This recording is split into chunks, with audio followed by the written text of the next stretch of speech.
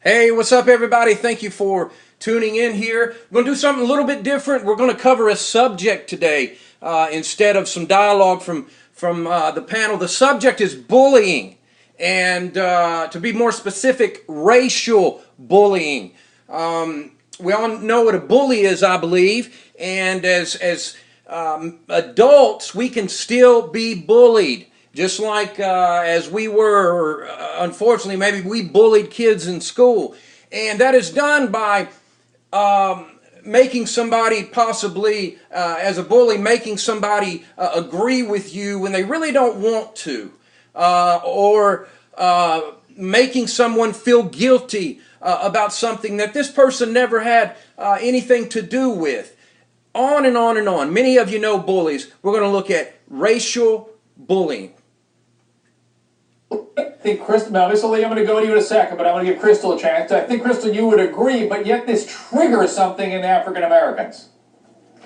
Yeah, I'm going to disagree with what Jane is saying because the reality is we are afraid to talk about race, specifically how race and crime intersect, and the fact that in this country we can't have a rational dialogue about the fact that more black men, period, are committing crimes, more black men are being incarcerated than any other race. This is what nobody wants to talk about, because if a white person talks about it, or myself, I'm called a racist, and a white person is called racist, I'm called a coon, Uncle Tom, and a sellout.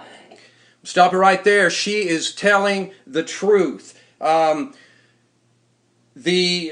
times you could be a white person. I'm a white man.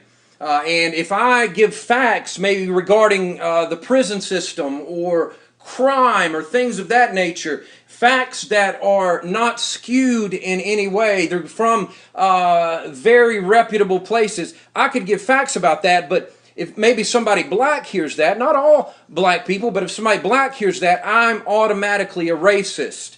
If I am for George Zimmerman, I am a racist. If I voted against Obama, I am a racist. So that is going on so much. And one thing she said, as a black person, I want to say many, but some black people will use this negative term of being an Uncle Tom. And that is a negative term towards that person. And I just ask you, Black America, what is the opposite of an Uncle Tom? I mean, the guy sitting in a prison cell because he's in there for selling dope for 10 years? I don't know. I'm not trying to be funny. I'm being very serious. She said she's also called a sellout. And that is basically she's selling out. She's selling herself, selling what the beliefs are to go with these white people. So let's keep listening. Tom and a sellout. In New York City, blacks represent 25% of the population. And you know how many of the shooting suspects they represent? Nearly 80%. That's why they are stopped and frisked at a higher rate. Nobody wants to talk about these facts. You're talking about it. I'm going to let Miss Ali respond to it. Miss Ali, without calling names at Crystal, respond. That'll be hard. Incapable. Well, I Thank you, Mark. Race. I think that race is a difficult topic because the guilty people are always more uncomfortable. But you know, it's not going to be that difficult pretty soon, because in less than 40 years, the white population in America is going to be the minority. See, integration works socially, and almost every other white girl I run into got a little black baby. So we getting ready to have a whole nation of brown and biracial people, and so the whites are not going to be the majority anymore. Miss Ali, hold on. I got to ask. Hey, everybody. Miss Ali, will that be the end of these feelings, or will all that trauma you carry in your heart continue to trouble you? When he begins to talk about the trauma in her heart, she's been on here quite a bit all of last week, every night, and she spoke before about the hurt that she feels because of the treatment of black people, especially in slaves. And don't get me wrong, that was a horrible, horrible era. Black people were devalued, no doubt about it. And things happened to them that never should have happened to anybody. And even on up until the 60s, things happened to black people that should not happen to anybody. And but Miss Ali harbors a lot of hurt, according to her, regarding slavery. And here in just a moment, you'll hear from Dr. Drew, and this is interesting. No, it won't be the end of the feelings. I probably won't be alive, and it won't carry on like that the same way, because ultimately, since this voting thing is supposed to be it, those people who are brown in America will be able to, vote out some of those old white guys that's holding on to the old Jim Crow laws and practicing all that secret. Now, if I, as a white person, got on television and said that a certain party was going to vote out all the old black guys, I'd be in trouble. But hey, Miss Ali has no problem with this, and you think this is kind of controversial. Just wait until we get later on into the program. Well, racism. I want to ask Miss Shahrazad, what does a white woman having a black baby have to do with anything? I mean, Barack Obama is a product of a I think what she's saying. I would argue. Go ahead, Miss Ali, go ahead. I would argue we're gonna. Well, I would argue that we're probably gonna, if we don't address the fact that you would argue. Let me just say something really. What does a bully do? What did bullies do to you in school?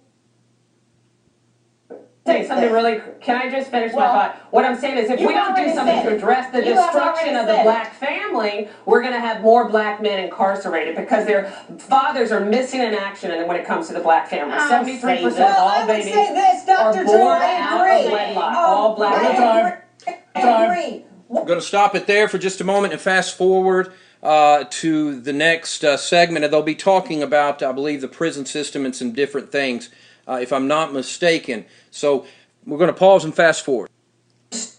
To some extent, what it's about is raising everyone's level of awareness, because all of this stems from ignorance. And so if we could just have a dialogue, continue to talk about it, that's a wonderful thing that comes from this tragedy. Sam, you have a chance to speak in. I do think that the dialogue is existing in America, but it's not existing on TV.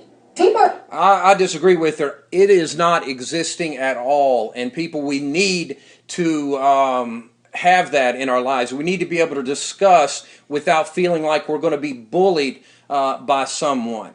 And I think that's a large part of why race is not discussed in America. But it needs to be, no doubt about it.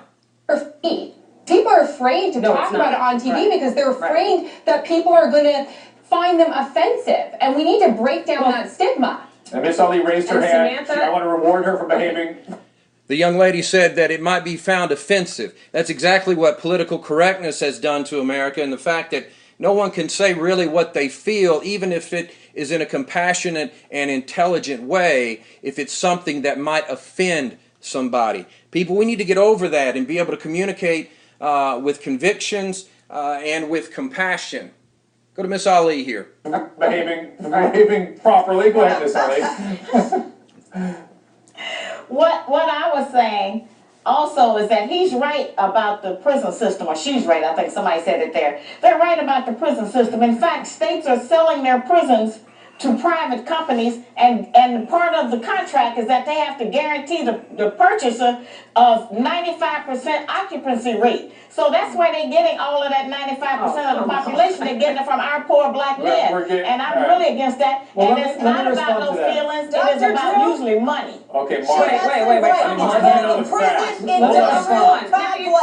going to stop him right there. You heard Miss Ali when it talked about blacks having a higher rate of being in prison, or blacks being arrested, or that type of thing. Miss Ali said that it is because of money and the government wanting to make money, and they know that they can take black men and put them in the prison system more and more. And she believes, again, that the prison system itself and the statistics and the thing of that nature is being run by racists, and that should not happen at all, what she says. So you have your opinion on that answer from Miss Ali. We're going to stop it right here. We're going to go to part 2 here in just a second. You are not going to want to miss any of it, I promise you. I was amazed at what I saw and heard when I watched this. So stop it now. We're going to go to part 2. If it's not right next to the YouTube video, please find this. It'll be racial bullying. Part 2 is going to be the next segment. Thanks.